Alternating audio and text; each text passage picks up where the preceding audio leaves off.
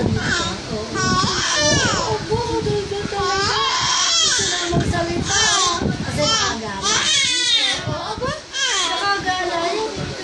Kaya madaldal. Aba, tuwa. Nagala ang tayo.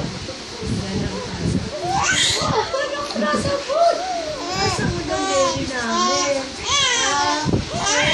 Nasa food. Natutuwa daddy mo yan. Kasi madaldal ka na.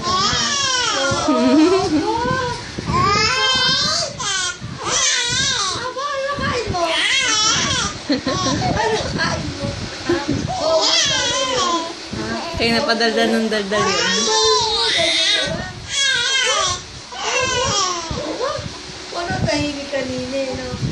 Daldal na yun. Busog eh.